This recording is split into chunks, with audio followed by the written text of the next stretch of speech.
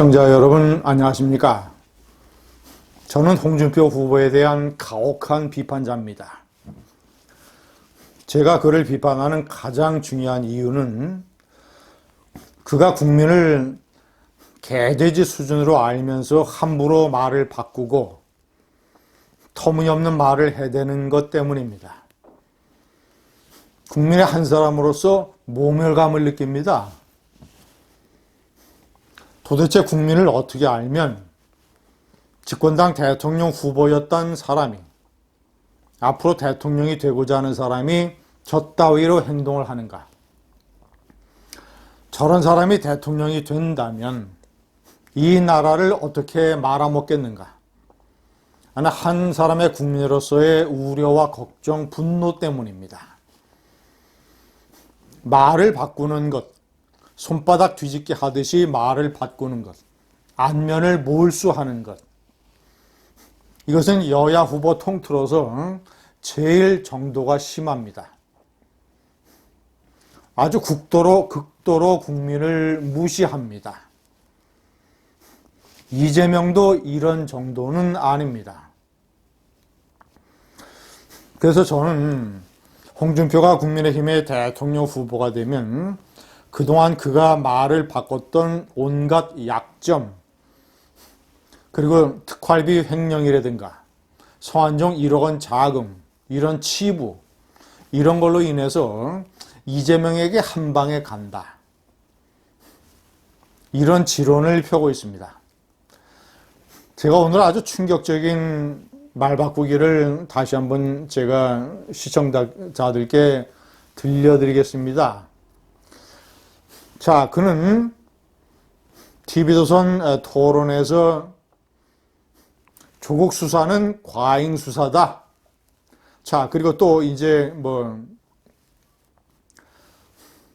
그냥 가족을 대표해서 한 사람만 구속시키면 되지. 줄줄이 그렇게 이제 가족을 도륙낼 일이 뭐가 있느냐. 다른 곳에서는 이 도륙이라는 표현까지 사용을 했습니다. 자, 그리고 얼마 전에는 윤석열 총장이 국민의힘에 입당을 해서 경선 후보가 되자 조국 수사를 이렇게 공격을 했습니다. 이거는 당시의 여권 내의 권력투쟁이었다. 조국이 대통령에 대한 야망을 가지고 있으니까 역시 야망을 가지고 있는 윤석열 총장이 조국을 잡기 위해서 한 무리한 수사였지. 자, 그것을 윤석열 총장이 공정과 상식이라고 위장했다. 이런 말까지 했습니다. 자, 이런 것들이 전부 다 윤석열 총장이 대통령 경선에 뛰어들어서 한때는 자신을 압도했었죠. 현재는 이제 자신보다 이제 어쨌거나 앞서가는 유력한 경쟁자가 된 이후의 일입니다. 그 전에는 어떻게 얘기했느냐? 조국 수사를 칭송을 하고 윤석열 검찰총장을 극찬했습니다. 모든 것이 다 윤석열 총장이 조국 일가 수사를 마무리했을 때의 일입니다. 2019년 7월 달에 윤석열 총장이 검찰총장에 임명됩니다. 2개월 후에 조국이 법무장관에 임명됩니다. 많은 논란에도 불구하고 문재인이 조국 임명을 강행합니다. 자, 그때서부터 검찰의 조국 일가 수사가 본격화됩니다. 그래서 9월서부터 그해 12월까지 3개월 동안 정경심, 그 다음에 오촌 조카, 이 사모펀드와 관련된 인물, 자, 그리고 운동학원의 채용비리, 조국의 동생, 이런 사람들이 전부 다 줄줄이 구속 기소가 되고 조국은 불구속 기소가 됩니다. 조국은 영장을 신청을 했는데 그 유재수 감찰 무마 의혹으로 영장을 신청을 했는데 법원에서 기각이 됐습니다. 그래서 조국도 12개 혐의입니다. 부산대 의학전문대학원에서 받은 딸의 장학금, 이것을 검찰이 뇌물로 봤습니다.